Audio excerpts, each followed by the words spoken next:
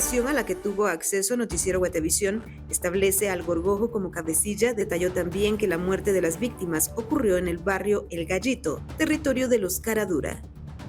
Noticiero Guatevisión accede a 2 peligrosos perfiles de líderes pandilleros relacionados con las detenciones del fin de semana y la guerra entre salvatruchas y Caradura. Esta noche conocemos las funciones del Canche, la puerta de acceso a El Gallito, y el Gorgojo, un jefe criminal caído en desgracia. Elevar penas y proteger a los policías es la premisa con la que la Comisión de Gobernación del Congreso inicia una nueva discusión de una ley contra pandillas. Ahora esperan la respuesta de la Corte Suprema y otras entidades para avanzar. Lean, por el amor de Dios, lean. Ustedes mismos hoy han objetado lo que ustedes mismos han promovido. Ustedes presentan. Oficialismo cae de nuevo frente a la oposición. Todas las objeciones planteadas para detener la ley de los codedes fueron rechazadas. Ahora el presidente deberá recibir la iniciativa para resolver si la aprueba o la veta.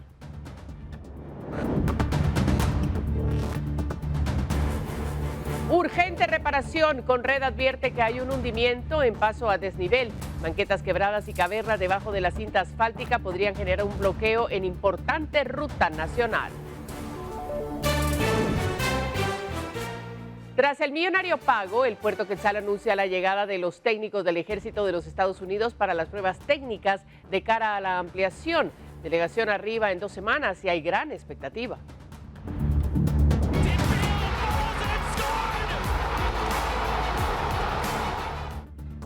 Guatemala salva el torneo eliminatorio y sigue en la carrera por un pase para el Mundial. En esta visión revisamos el juego de números que se necesita para mantener viva la ilusión mundialista. El mundo tecnológico y financiero contiene el aliento con la presentación del nuevo iPhone. Apple luce una versión más rápida y potente del emblema de la telefonía de punta.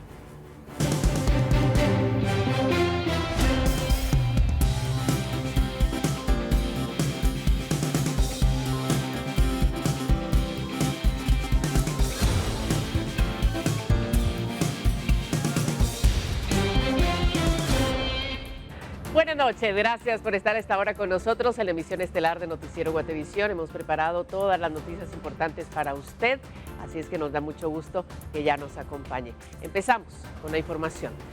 Le hemos dado seguimiento al operativo realizado el fin de semana en El Gallito, donde las autoridades destacaron la detención de flagrancia de una bandera. ¿Quién es este presunto pandillero y qué papel desempeñaba dentro de la estructura criminal? Se lo mostramos en la siguiente nota. Destaca la intercepción de un presunto pandillero a bordo de un vehículo, donde transportaba un fusil, una pistola y un radiocomunicador, quien presumiblemente se encargaba de alertar a pandilleros sobre la presencia policial. El arrestado en flagrancia fue identificado como Alan Steve Pérez Bedoya, alias El Canche, de 25 años. Según el expediente al que Guatevisión tuvo acceso de la Subdirección General de Investigación Criminal, El Canche era el encargado de controlar por rígidos turnos los diferentes puntos de distribución de droga en las colonias Betania, Amparo 1, Amparo 2 y El Gallito. Las investigaciones apuntan que además de permanecer vigilante y en resguardo de los puntos de distribución, también fungía como sicario y bandera de la clica Liwer Loco Salvatrucha, perteneciente a la Mara Salvatrucha. Por ello, al momento de llevarse a cabo las diligencias, El Canche fue sorprendido en un vehículo color gris, en el cual se encontraron un arma de fuego tipo pistola, un arma de fuego tipo carabina o fusil, 6 tolvas con municiones de 3 diferentes calibres y un radio portátil que presuntamente servía para alertar a los demás pandilleros y ocultar la evidencia ante la presencia de las autoridades. Pérez Bedoya ya había sido aprehendido en 2018 cuando tenía 17 años. En esa ocasión, al realizarse un registro superficial, se le incautaron 15 sobres de nylon transparente que contenían hierba seca, posiblemente marihuana. Para Noticiero Guatevisión, Luisa Laguardia. Mientras tanto, Carlos Ortiz, conocido como El Gorgojo, habría ordenado el asesinato de los 5 jóvenes desaparecidos en un club nocturno el 5 de enero del 2024. Este crimen desató una guerra entre estructuras criminales. Carlos Roberto Ortiz Romero, alias Gorgojo, miembro de la Mara Salvatrucha, es el presunto responsable de haber ordenado el asesinato de 5 jóvenes desaparecidos el 5 de enero del 2024 en un club nocturno. Este crimen desató una guerra interna entre 2 estructuras criminales que se mantiene hasta hoy. Una investigación a la que tuvo acceso Noticiero Guatevisión establece al Gorgojo como cabecilla de ese delito. Una fuente detalló también que la muerte de las víctimas ocurrió en el barrio El Gallito, territorio de los Caradura. Por ello, Ortiz fue expulsado de la zona por Francisco Edgar Domínguez Higueros, uno de los líderes que controlaba ese sector en la zona 3, asegura la fuente a la que tuvimos acceso. Este fue el punto de quiebre que originó una disputa territorial entre los Caradura y el barrio 18 contra la Mara Salvatrucha, lo que ha desencadenado numerosos enfrentamientos entre estos grupos criminales durante los últimos 20 meses. A raíz de esta violencia, las autoridades decidieron trasladar a los cabecillas del barrio 18 y de la Mara Salvatrucha a la cárcel de máxima seguridad de Renovación 1 en Escuintla. Actualmente la investigación se enfoca en establecer si el Gorgojo estuvo involucrado en el asesinato de Domínguez Higueros el 26 de junio pasado, en el sótano de un edificio de la zona 10. Carlos Ortiz, en este momento, ya no dirige la clica que ordenó la ejecución, pues fue capturado en febrero del año pasado y guarda prisión preventiva. Él está catalogado como un reo de alta peligrosidad, por lo que no se ha revelado en qué cárcel está detenido. La fuente nos asegura que por la ejecución de los 5 hombres en El Gallito no ha sido procesado judicialmente. Para Noticiero Guatevisión, reportó Lourdes Arana. En el Congreso, los diputados han comenzado con la discusión y análisis de una ley con la que buscan endurecer las penas contra las pandillas en el país para castigar incluso el reclutamiento de jóvenes para que se unan a las maras. La disputa del territorio entre la Mara Salvatrucha y el barrio 18 ha provocado que se comiencen a evaluar estrategias para contrarrestar el fenómeno. En el Congreso, la Comisión de Gobernación ha iniciado con el análisis de una iniciativa con la que se pretende crear una ley para el combate a las maras a través del endurecimiento de las condenas por los asesinatos que cometan sus integrantes, así como por reclutar a adolescentes. La propuesta, por ejemplo, de ser aprobada contemplaría que se condene hasta 50 años a un pandillero que sea señalado de sicariato agravado. Esto aplicaría también si se determina que la víctima es un miembro de las fuerzas de seguridad, hay hazaña o sea un menor de edad o alguien mayor a 60 años. Hemos sostenido diferentes mesas de trabajo con instituciones de seguridad y del sector justicia y hemos identificado que hay 2 delitos que están afectando gravemente a los guatemaltecos. Uno de ellos es el sicariato y el otro es la extorsión. Ambos delitos están relacionados a grupos criminales del crimen organizado, que ahora se conocen como maras. La Comisión de Gobernación espera recibir las opiniones de diversas instituciones del sector justicia previo a emitir un dictamen. Para que nosotros podamos dar un dictamen, primero, pues hoy se presentó para que lo analicen más los diputados a través de sus asesores, pero más que eso, estamos esperando la opinión jurídica de cada sector, como por ejemplo MP, Ministerio Público, Defensa Pública Penal, también la Cámara Penal. La iniciativa también castigaría con hasta 30 años de prisión y una multa de 100,000 quetzales a quien reclute a menores de 14 años para que sea parte de una pandilla o utilice engaños para hacerlo, sumado a endurecer las condenas contra los extorsionistas para que reciban hasta 12 años de cárcel. Adicional a esta iniciativa se discuten otras que buscan crear un mecanismo alterno para juzgar a los agentes que hagan uso de la fuerza en el ejercicio de su cargo, sumado a otras propuestas para aumentar los recursos para el combate a las maras en el país. Con imágenes de Edwin García para Noticiero Guatevisión, Henry Montenegro. Y pasamos a la justicia porque por segundo día consecutivo se suspendió la audiencia de primera declaración de María Marta Castañeda en el juzgado de mayor riesgo A, donde se le imputan 3 delitos. Junto a ella son procesados 3 presuntos integrantes del barrio 18, Daniel Eduardo Castro, Walfred Fernando Leiva y Jairon Giovanni Mendoza, señalados de participar en el atentado contra una fiscal del Ministerio Público el 27 de marzo del 2024 en la zona 9 de la capital. Según las investigaciones, los acusados pertenecerían a la clica Solo Raperos del barrio 18 y habrían utilizado uniformes policiales para ejecutar el ataque. El caso se encuentra bajo reserva judicial, por lo que no se han revelado los hechos específicos que se imputan a cada uno.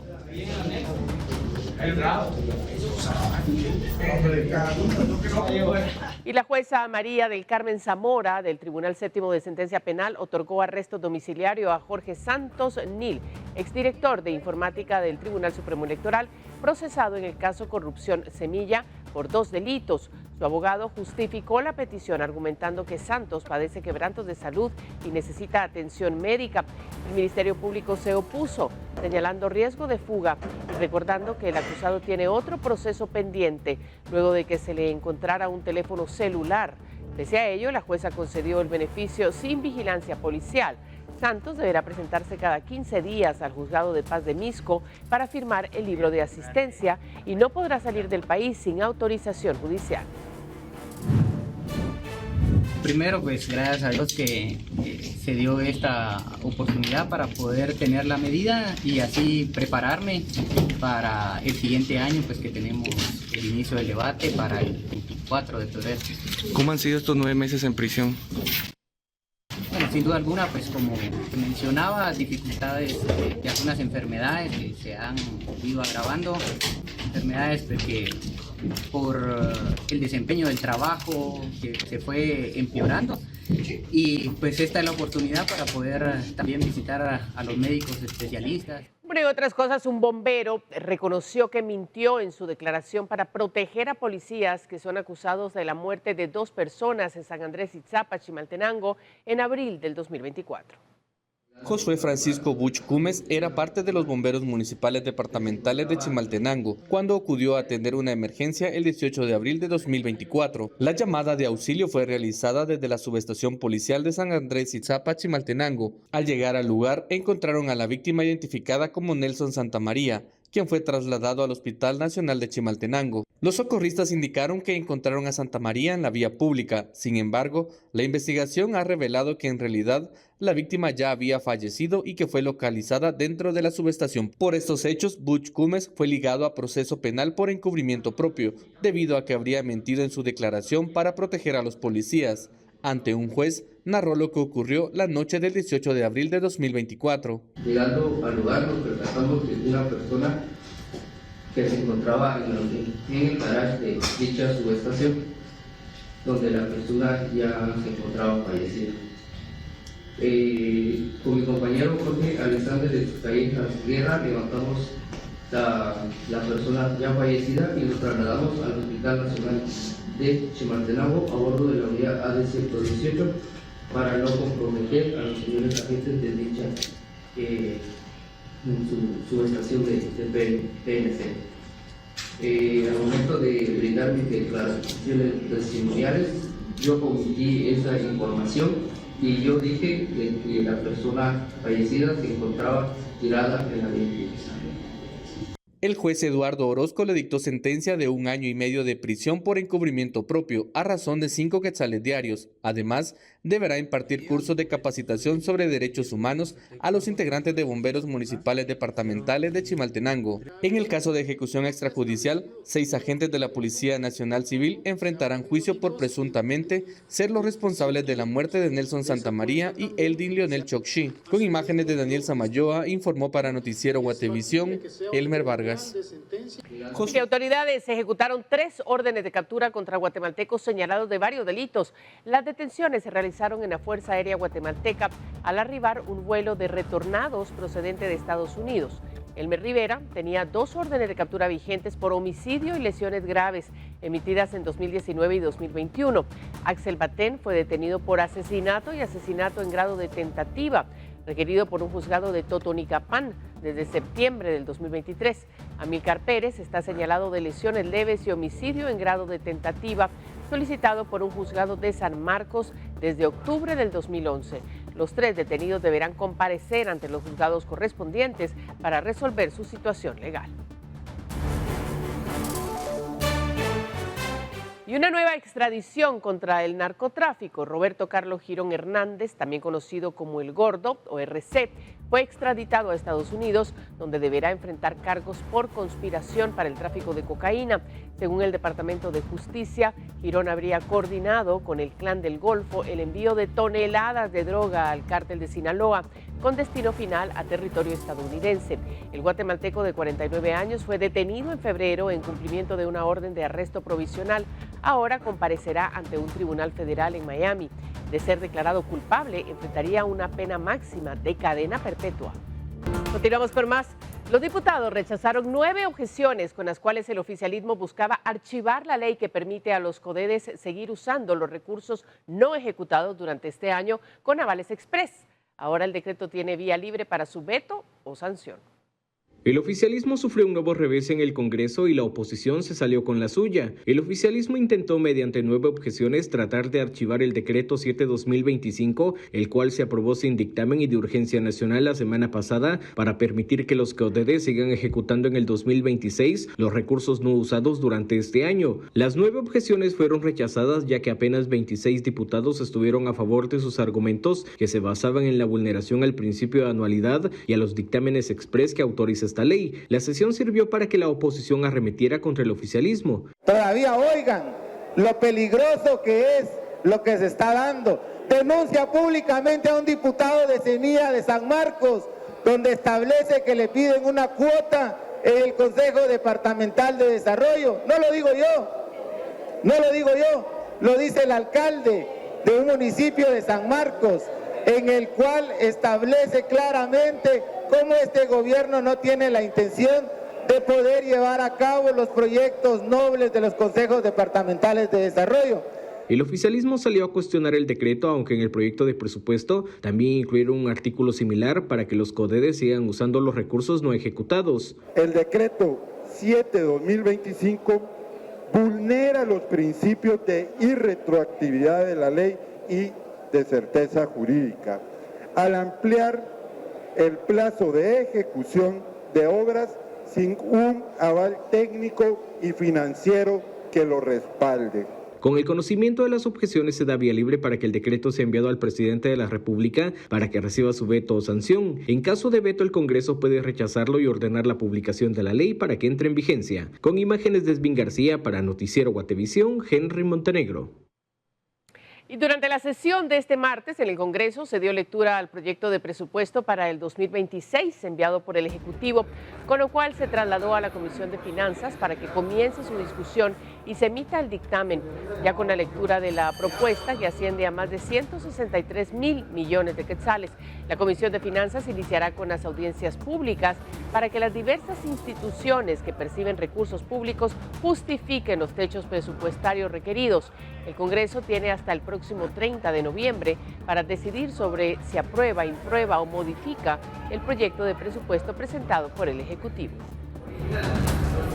Pero también comenzó su camino de aprobación en el Congreso la iniciativa con la que se busca crear una ley de ciberseguridad en el país para sancionar y castigar los delitos cometidos mediante dispositivos electrónicos o por la vía cibernética, que actualmente es un vacío en la legislación nacional.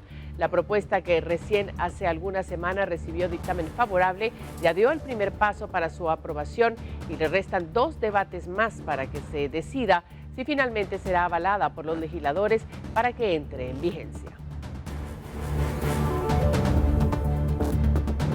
Y en otras noticias, el expresidente Alejandro Yamatei permanece internado en un hospital tras presentar quebrantos de salud.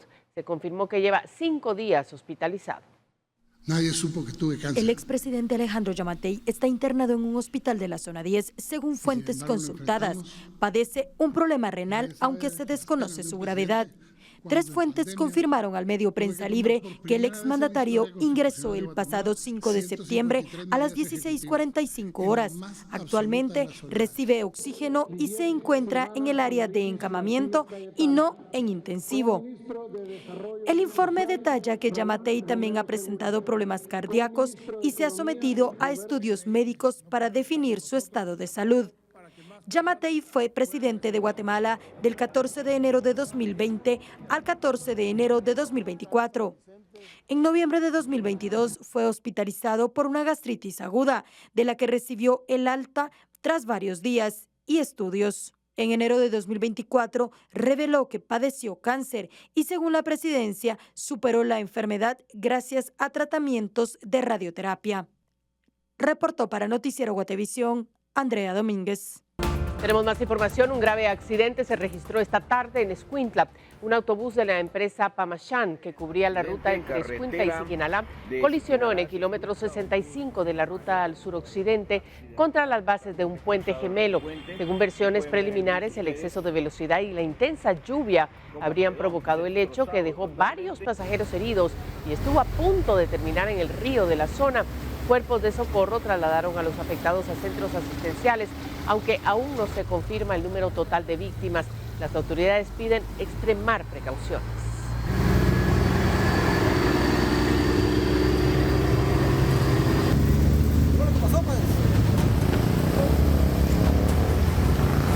Y atención, porque las lluvias en Guatemala continuarán durante toda la semana. El MAGA advierte que más de 260 municipios están en riesgo de pérdida de cultivos por la saturación de los suelos. Las recientes lluvias han saturado los suelos en varias regiones del país. Según el INSIBUME, esta condición se refleja en el mapa de cobertura vegetal, donde se identifican cultivos en riesgo por excesiva humedad.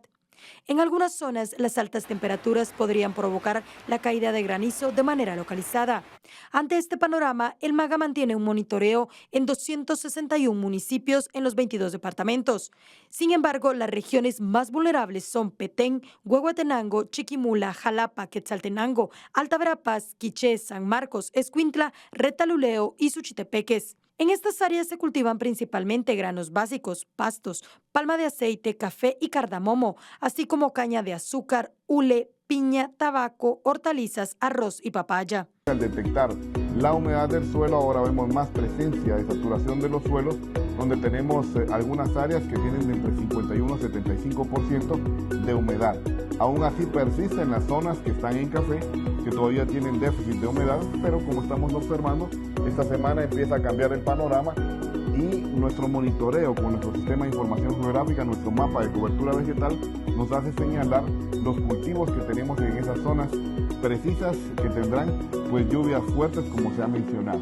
Es de mencionar que las altas temperaturas que se sienten en algunos territorios también pueden dar lugar a tener presencia de granizo muy localmente en algunas zonas. Ante la inestabilidad climática y las ondas del este que continúan provocando más lluvias, el Ministerio de Agricultura ha recomendado al sector agrícola realizar labores como siembras, preparación de suelos y aplicación de insumos durante las primeras horas del día, cuando las condiciones son más estables. Reportó Andrea Domínguez. Miren, las fuertes lluvias de este martes provocadas por el paso de una onda del este generaron inundaciones en la colonia Betania, en la zona 7 de la capital. Vecinos compartieron en redes sociales videos donde se observa que el agua alcanzó varios metros de altura, dejando atrapados vehículos, motos y mototaxis.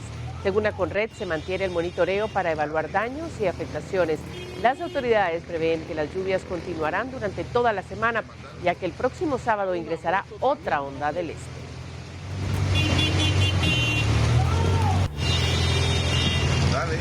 El informe de Conred evidencia alta vulnerabilidad en paso a desnivel de Lomas del Norte en la zona 17. La estructura presenta grietas, fisuras y asentamientos diferencial, daños que ponen en peligro la estructura. Conred ahora asegura que es urgente intervenir. El paso a desnivel de Lomas del Norte en zona 17 sigue deteriorándose pese a las reparaciones parciales realizadas. Según la Conred, esas acciones no atacan el problema de fondo.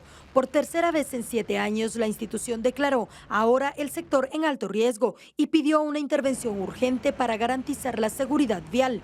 El tercer informe realizado este año por la Conred ha identificado severos daños diferentes a los localizados en 2024 y 2018. Esto derivado de la falta de atención a las mismas recomendaciones realizadas, en donde ahora la gravedad es mucho mayor. Incluso le piden a la Municipalidad de Guatemala identificar rutas alternas, derivado del grave peligro de colapso que existe sobre este tramo. El informe técnico del 7 de junio de 2025 revela desprendimiento del recubrimiento y humedad en muros, en donde incluso ya en uno se ha registrado una caverna. Infiltración de agua y erosión, asentamiento diferencial, grietas en muros, barandales y fracturas en el pavimento. Los daños son más graves en comparación con la evaluación de 2024. Aunque se aplicó una nueva capa de asfalto y se cerró un carril, el transporte pesado sigue circulando sobre la estructura, lo que acelera el deterioro. Por la alta vulnerabilidad, Conred ha recomendado a la municipalidad plantear rutas alternas, mientras al Ministerio de Comunicaciones, que debe realizar estudios estructurales y geotécnicos. También enfatizó que es necesario aclarar quién debe intervenir en la obra. Los llamados ya se habían hecho en 2018, 2024 y ahora en 2025, pero el Ministerio y la Comuna se han atribuido mutuamente la responsabilidad. Hasta el 5 de septiembre, Covial reconoció que el proceso se atenderá por medio de la Ley de Infraestructura Prioritaria, sin definir fechas, mientras el deterioro agrava la estructura. Con imágenes de Emilio Chang, reportó Andrea Domínguez.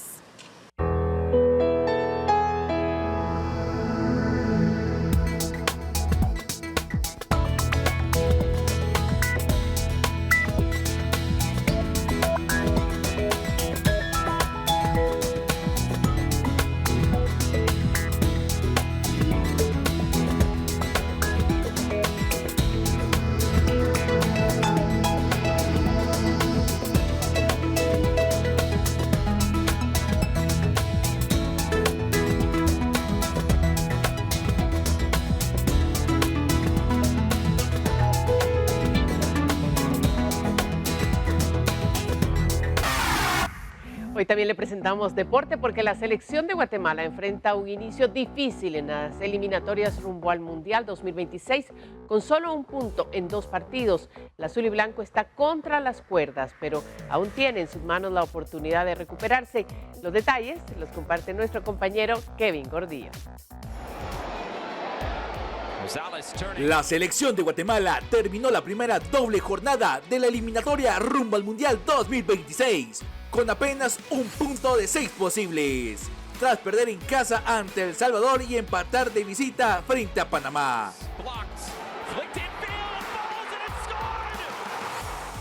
Hola amigos de Guatevisión, le han robado un punto a la gallina de oro en estas eliminatorias, que es la selección de Panamá. Han sacado muy buen empate, bien jugado, bien trabajado el bloque bajo. Eso ha desesperado a la selección de Thomas Christiansen, ha puesto al danés español a hacer cambios ofensivos, pero al final el resultado es el mismo. Han empatado, han sacado un punto cuando parecía que la situación para Guatemala se complicaba y ahora está más viva que nunca. Con este resultado, el azul y blanco cayó al último lugar del Grupo A. Surinam lidera sorprendentemente con 4 puntos. El Salvador suma 3 y Panamá se ubica tercero con 2. Aunque la clasificación sigue abierta, Guatemala está obligada a ganar en sus próximos partidos para mantener viva la esperanza. El viernes 10 de octubre, la bicolor visitará a Surinam en Paramaribo y el martes 14 de octubre viajarán al San Salvador para enfrentar a la selecta en el estadio Jorge el Mágico González. Un detalle que alimenta el optimismo es que hasta ahora ningún local ha podido ganar en este grupo. Esa paridad abre la posibilidad de que el azul y blanco logre buenos resultados como visitante. El panorama es claro, Guatemala necesita vencer a Surinam y esperar un empate entre El Salvador y Panamá para igualar la tabla con 4 puntos. De darse ese escenario, la clasificación se definirá por la diferencia de goles, con todo aún por jugarse en la recta final. Para Noticiero Guatevisión, Kevin Gordillo.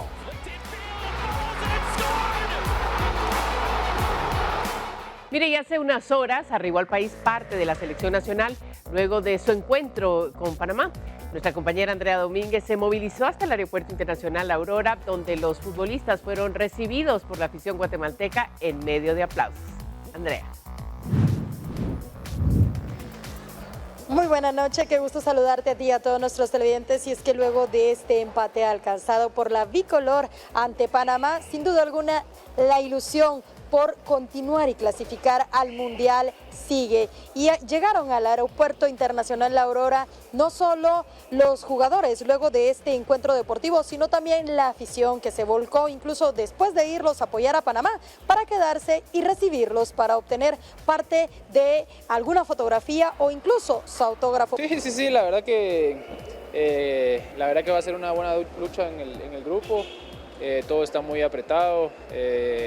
Y bueno, ahora tenemos 2 visitas que van a ser difíciles. Ir a Surinam Va a ser un partido complicado, pero creo que puede ser un punto de inflexión para nosotros. ¿Te sorprendió? Creo que fue un buen encuentro donde conseguimos puntos muy importantes en una cancha muy complicada contra un muy buen equipo. Creo que puntos vitales para dejarnos vivos en esta eliminatoria mundialista, más vivos que nunca y con la moral alta que sabemos que le podemos competir a cualquier equipo y conseguir ese objetivo de ir al mundial. Fue muy interesante lo que pasó porque básicamente los panameños no se esperaban una invasión chapina y fue algo que pues los sorprendió bastante y eso pesó mucho en la concentración del equipo.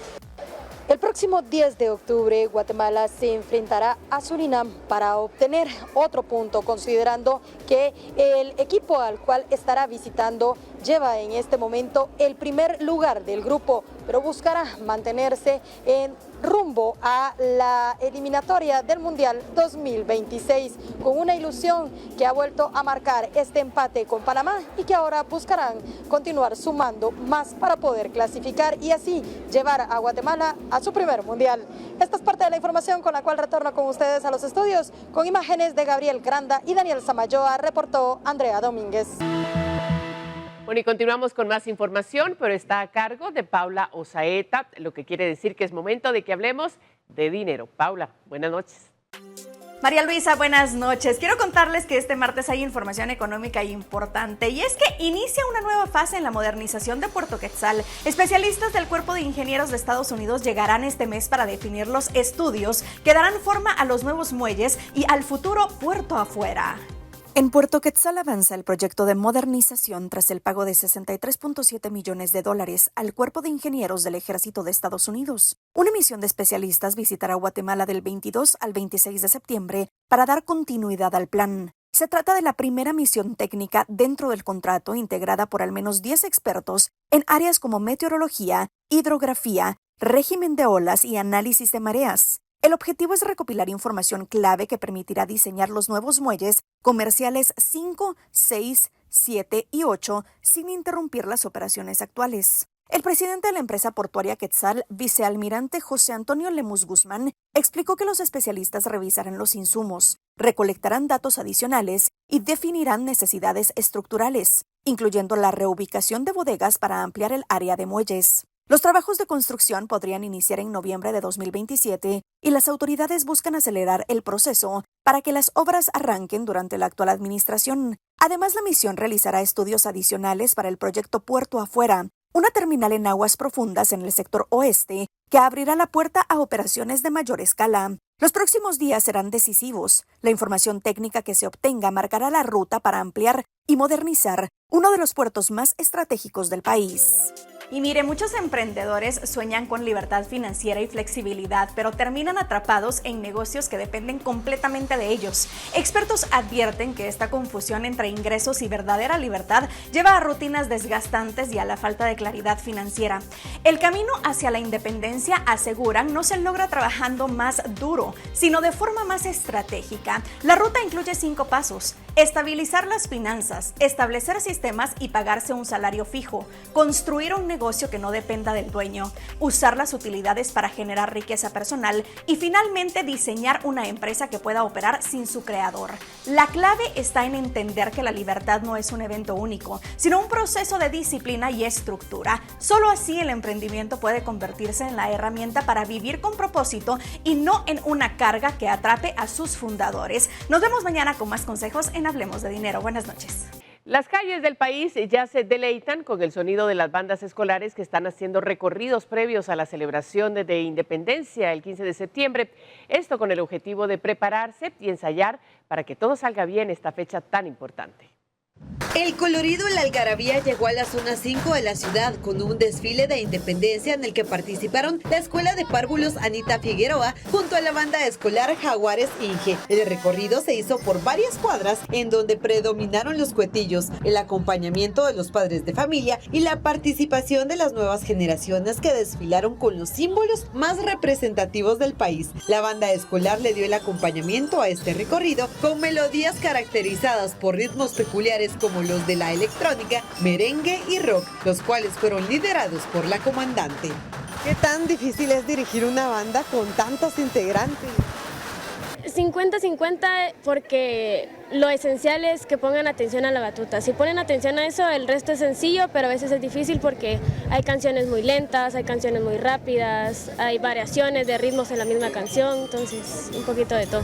Pues la batuta no pesa mucho, es de las más livianas y pues está en el colegio desde hace como unos 3 años más o menos. Vemos que también tiene como unos cascabeles o chinchines. Sí, adentro no todas las batutas tienen, en esencial sí lo tiene y más que todo es para que cuando hay mucha gente y no logran ver, con el sonido del chinchín más o menos se guían. Pero para que todo salga perfecto, este mes la banda escolar Jaguares Inge ha practicado durante meses, ya que incluso marcan algunos pasos al ritmo musical. La banda cuenta con 52 melodías, ¿sí? Cada año vamos cambiando de melodías y ahorita a la actualidad tenemos 25 canciones montadas, ¿verdad? Bueno, ¿qué tanto ha sido la preparación para desfilar este 15 de septiembre? ¿Desde cuándo están ensayando? Estamos ensayando desde febrero, ensayamos lo que son 2 días a la semana, lo que son lunes y viernes, ¿verdad? La banda tiene previsto participar en diversas actividades relacionadas a los actos cívicos previo al 15 de septiembre, por lo que con su alegría recorrerán las calles de la ciudad. Con imágenes de Byron Baiza, para Noticiero Guatevisión, Rosemary Ávila. Noticias del mundo. Israel lanzó este martes un ataque aéreo contra líderes de Hamas en Doha, capital de Qatar, sede de las conversaciones para una tregua en Gaza. Sin embargo, el movimiento islamista palestino aseguró que su liderazgo sobrevivió a los bombardeos. Un hecho que reviva las tensiones en Medio Oriente. Israel lanzó el martes un ataque aéreo contra líderes de Hamas en Doha, la capital de Qatar, que alberga rondas de conversaciones para una tregua en Gaza. El movimiento palestino, que gobierna Gaza desde 2007, dijo que 6 personas murieron en los ataques, incluido el hijo de su principal negociador, Jalil al-Haya, y 3 guardaespaldas, pero agregó que los miembros de la delegación encargada de las negociaciones sobrevivieron. Por su parte, Qatar indicó que uno de los agentes de seguridad murió en el ataque, que calificó de cobarde. Es la primera vez que Israel bombardea a este país del Golfo, un aliado clave de Estados Unidos y que ejerce como mediador para la tregua en Gaza. La Casa Blanca se distanció del ataque. Bombardear de forma unilateral dentro de Qatar, una nación soberana y aliada cercana de Estados Unidos que está trabajando muy duro y asumiendo valientemente riesgos para mediar en pro de la paz, no sirve a los objetivos de Israel ni Estados Unidos. Sin embargo, eliminar a Hamas, que se ha beneficiado de la miseria de quienes viven en Gaza, es un objetivo loable. El presidente Trump ordenó de inmediato al enviado especial Witkoff que informara a los cataríes del ataque inminente, lo cual hizo. El presidente considera a Qatar un aliado fuerte y amigo de Estados Unidos y lamenta profundamente el lugar de este ataque. Israel explicó la operación como una respuesta al atentado de Jerusalén de lunes reivindicado por Hamas y en el que murieron 6 israelíes. Se acabaron los días en que los líderes terroristas podían disfrutar de inmunidad en cualquier parte. No permitiré que exista ningún tipo de inmunidad para quienes asesinan a nuestro pueblo. Las condenas no tardaron en llegar. Arabia Saudita calificó el ataque de acto criminal. También lo condenaron Irán, un aliado clave de Hamas, así como Jordania y Emiratos Árabes Unidos.